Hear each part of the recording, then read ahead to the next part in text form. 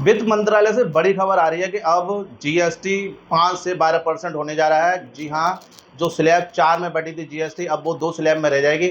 अब इस आदेश का जब ये पालन होगा तो व्यापार में कितना उतार चढ़ाव आएगा, इसका कितना फ़ायदा नुकसान होगा, इस बात की चर्चा करने के लिए हमारे साथ है भीम युवा व्यापार मंडल के अध्यक्ष प्रदीप पिप्पल जी, जो जूता व्यापार से लंबे समय से जुड़े हैं। इनका खुद का सोल का व्यापार, इनसे बात करते हैं। जी प्रदीप जी, किस तरह का उछाल देखने को मिलेगा, किस तरह का नुकसान जिस तरह से जीएसटी 5 से 12% होने जा रही है? देखिए, जब जब टैक्स कम होता है तो नो डाउट व्यापार के क्षेत्र में उससे तरक्की होती है और हम सरकार के इस फैसले का स्वागत करते हैं कि उन्होंने छोटे उद्यमियों की तरफ इस चीज़ को समझा और इससे देश के आम आदमी का ही बहुत फ़ायदा होगा, क्योंकि जब टैक्स 18 से 5 पे आएगा तो 13% जो टैक्स घटेगा तो उससे चीज़ें सस्ती होंगी। आगरा का जो प्रमुख उद्योग है, जो कि जूता उद्योग है, तो उसके अंदर टैक्स स्लैब के लिए एक बहुत लंबे समय से लड़ाई लड़ी जा रही है।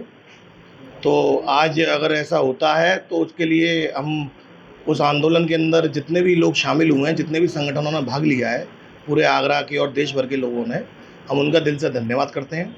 जिसके अंदर प्रमुख रूप से the Agra shoe factors federation के अध्यक्ष श्री विजय सामा जी और उनकी पूरी टीम, भीम युवा व्यापार मंडल आगरा एवं जितने भी हमारे सहयोगी संगठन हैं, उन सब के लोगों ने, टीम ने, सबने साथ दिया।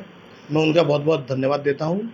इसके लिए हम लोग पूर्व में मुख्यमंत्री जी से मिलने गए थे। वित्त मंत्री सुरेश खन्ना जी ने इसके अंदर काफ़ी बढ़ चढ़ के अपना भाग लिया और जो हमारी समस्याएं थी उनको लॉजिकल तरीके से समझा और उनको एक एक करके केंद्रीय वित्त मंत्रालय के अंदर वित्त मंत्री जी के समक्ष और जीएसटी काउंसिल के समक्ष उन बातों को रखा, तब जाके ये फैसला आया।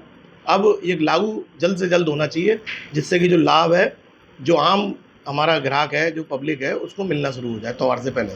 प्रदीप, जिस तरह से व्यापार में छोटे बड़े व्यापारी होते हैं, कुछ कम बजट के व्यापारी होते हैं, कुछ बहुत बड़े बजट के व्यापारी होते हैं, उनका लाखों करोड़ों में टर्नओवर होता है, तो क्या उनको और इन जो छोटे व्यापारियों को एक समान फ़ायदा मिलेगा या क्या? ये मतलब लगता नहीं है कि पक्षपात है?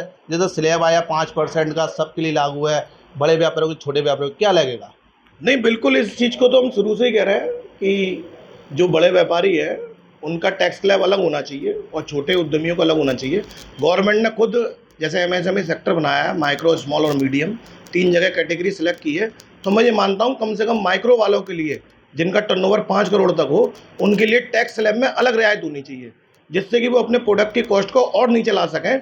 और जो लोग बड़े लोग हैं, अब एक चीज़ बताइए ना कि भाई जो लोग 10 लाख का, 20 लाख का सालाना टर्नओवर कर रहे हैं और जिन लोगों के 2-2 हज़ार करोड़ के टर्नओवर हैं, अगर वो एक ही टैक्स स्लैब में, तो ये न्याय संगत तो है नहीं।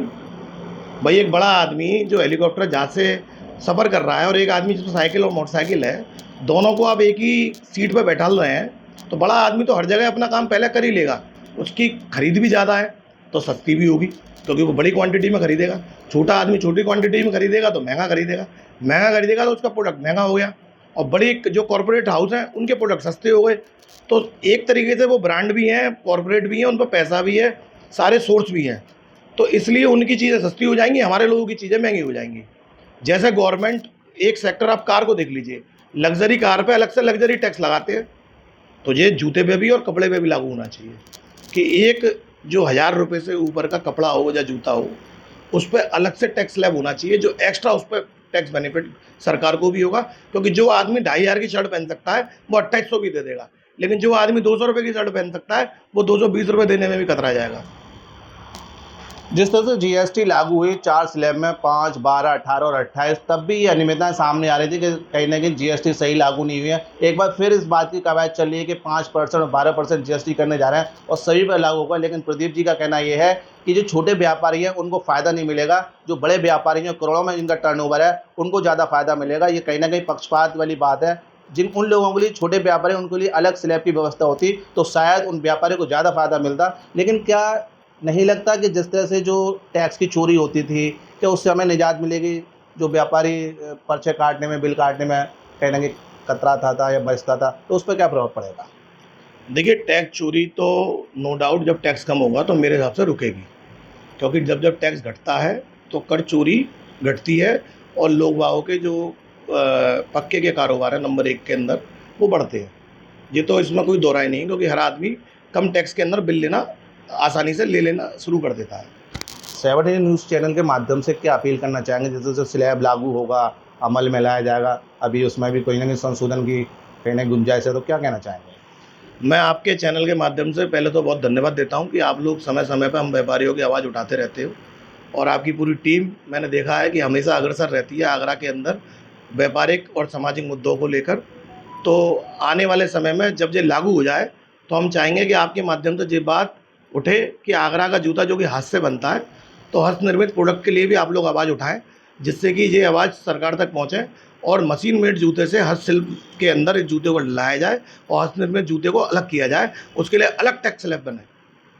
ठीक, तो ये थे प्रदीप पिप्पल जी, जिनका कहना है कि जो हस्तशिल्प जूता है उसका टैक्स अलग से निर्धारित किया जाए, तभी छोटे व्यापारी को फ़ायदा होगा। बड़े व्यापारियों को तो फ़ायदा हो ही रहा है, क्योंकि वो नुकसान से और फ़ायदे से बहुत दूर है। लेकिन फ़िलहाल अब देखने वाली बात ये होगी, क्या जो जीएसटी का स्लैब 5 से 12% निर्धारित होने जा रहा है, क्या उसमें संशोधन होगा? क्या छोटे व्यापारी, छोटे जूता उद्योग या जो हस्तशिल्प का काम करते हैं, जो जूता जो हस्तशिल्प से बनता है, जो हाथों से बनता है, उस व्यापारी के लिए कुछ सरकार सोचेगी? ये अभी सवाल बना हुआ है। अब फिलहाल देखने वाली बात होगी, क्या वित्त मंत्रालय, भारत सरकार या वित्त मंत्री इस जूता व्यापार की ओर या छोटे व्यापारी की ओर सोचेंगे? 7 न्यूज़ के लिए भगवान सिंह के साथ गीतम से।